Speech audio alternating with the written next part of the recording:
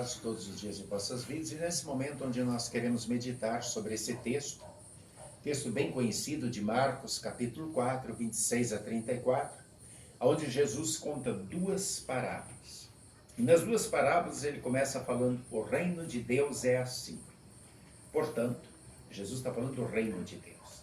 O que eram parábolas?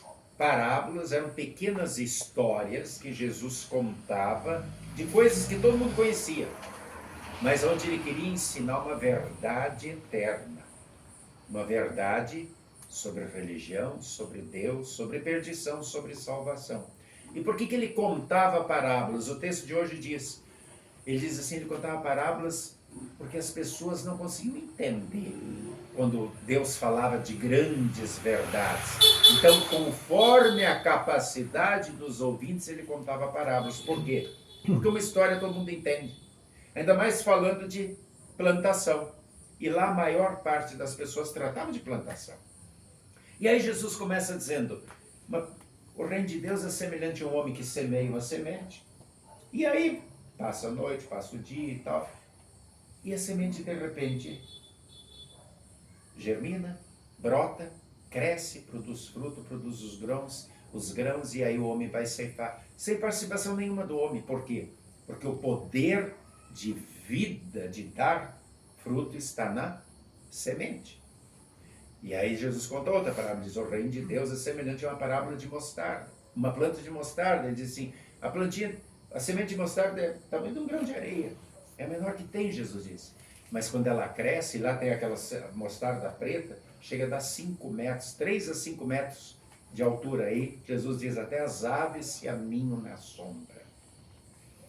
O reino de Deus é assim.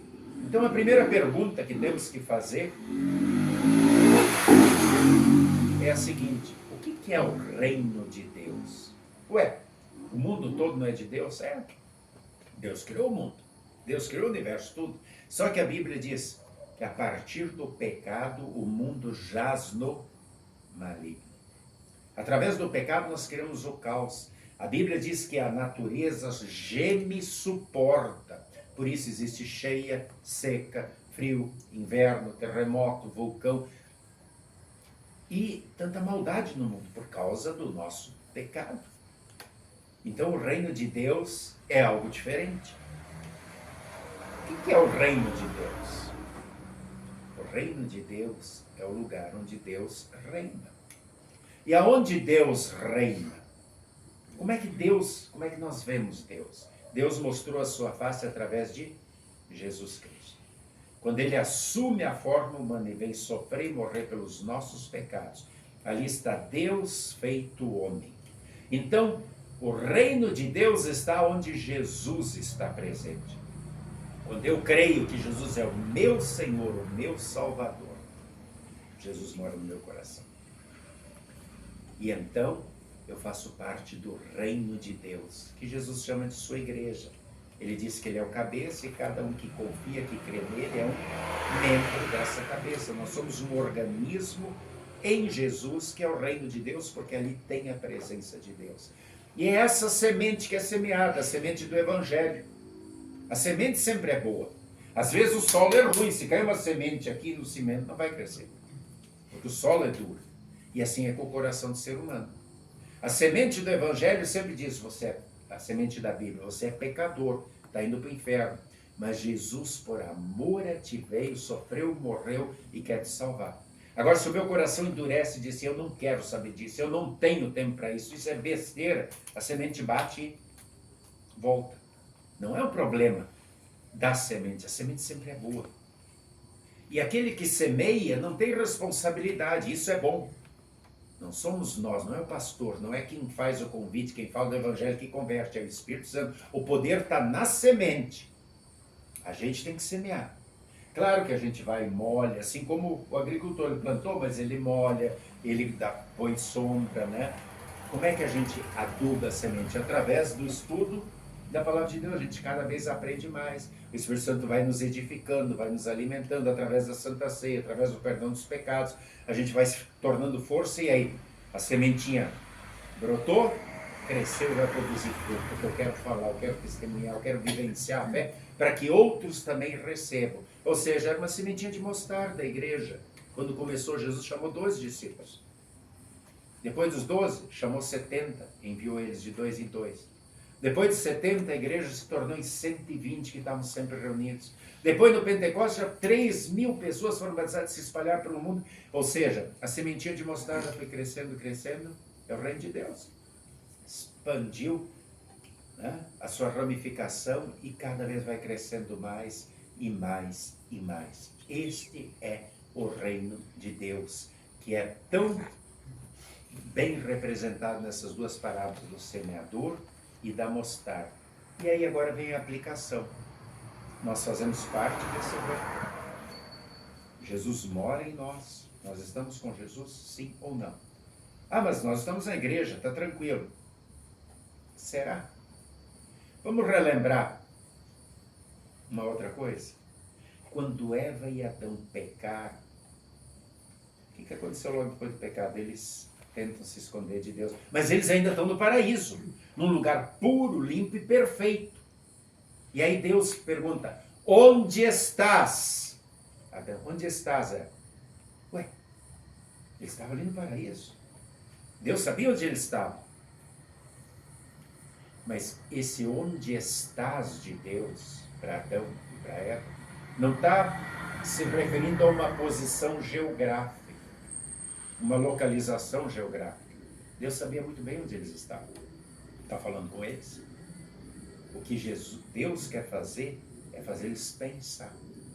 Onde tu estás agora, Adão? Até há pouco tempo atrás, antes de tu comer do fruto proibido, a gente estava em intimidade. A gente era uma família. Tu conhecias apenas a vida. Agora tu pecou, tu está com vergonha, está se escondendo, tu está com medo, tu já vai mentir, vai botar a culpa na mulher, a mulher vai botar a culpa na cobra, depois vai ter raiva, teu filho vai matar o outro filho. O que aconteceu? Tu não estás mais comigo. Embora ainda estivesse ali no jardim, ele não tinha sido expulso.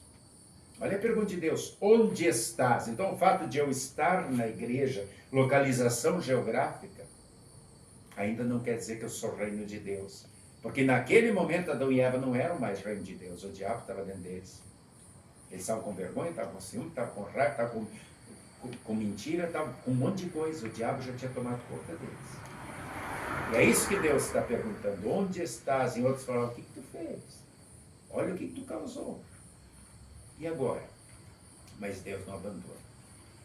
Deus expulsa eles e diz que vão caminhar para a morte. Agora vai ter sofrimento, doenças, velhice e tudo mais. Mas Deus promete um Salvador. Deus sempre de novo promete o reino dele através de Jesus. E deu essa oportunidade para Adão e Eva, como dá a cada um de nós. Mas a pergunta continua para cada um de nós: onde estás? Tu estás no reino de Deus? Jesus mora no teu coração? Isso é importante para ti? É prioridade para ti? Ou não? No reino do mundo a gente sempre está. A gente vivencia todo dia, né? Fofoca, inveja, raiva, ciúme, ódio, mentira, né? Sedução, vícios. Mas em que lugar Jesus ocupa na nossa vida? Só de vez em quando a gente vai no culto, só de vez em quando a gente ora, só de vez em quando a gente lê a Bíblia. Isso é importante. Isso faz parte do nosso dia a dia. Se realmente eu valorizo a salvação que Jesus me deu, a morte dele na cruz, eu vejo lá o meu Senhor Salvador, e aí eu olho para o túmulo aberto e vejo o Senhor vitorioso que me garantiu a morada no céu. E isso é importante, e essa fé frutifica como a semente de mostarda, e eu falo, e eu vivencio isso, eu oro a Deus todo dia, faço questão de orar, eu testemunho, não interessa para quem que seja, eu leio a Bíblia para aprender mais, para adubar essa semente, essa planta, para cada vez dar mais fruto. Então, diante da pergunta de Deus, que é para mim, não é para Adão e Eva, onde tu estás, eu posso dizer: Senhor, eu estou contigo. Eu estou contigo. Para mim, como disse Paulo, o viver é Cristo e o morrer é lucro. Eu estou contigo. Estava lá na cadeia, parecia que estava passando fome, sede, frio. Ele disse: eu estou tranquilo. E ele ainda manda uma carta para Timóteo e diz: Timóteo, não tenha vergonha de mim porque eu estou algemado e preso. E não esqueça do que tua avó e tua mãe te ensinaram nas Sagradas Escrituras. Mantém-te fiel à doutrina que aprendeste, ou seja, seja sempre reino de Deus, aqui, para um dia estar com Ele na eternidade. Que realmente eu e você possamos, diante da pergunta de Deus, onde estás, dizer: Senhor, eu estou contigo. No teu reino, more sempre no meu coração. E que essa sementinha plantada possa, através de mim, produzir muito fruto de fé, de esperança, de perdão, de amor, para que a tua igreja continue crescendo através de mim e muitas outras pessoas façam parte do teu reino, já aqui e agora, para depois estarem também juntos na eternidade conosco. E aí Deus não vai precisar perguntar onde estás, porque estaremos todos juntos. Não haverá mais dor, lágrima, pecado, tudo isso serão coisas passadas. Que Deus nos mantenha firmes e fiéis no seu reino até o grande dia. Amém. Amém. E a paz de Deus, que excede o entendimento humano, guarde corações e mentes em Cristo Jesus para a vida eterna. Amém. Amém.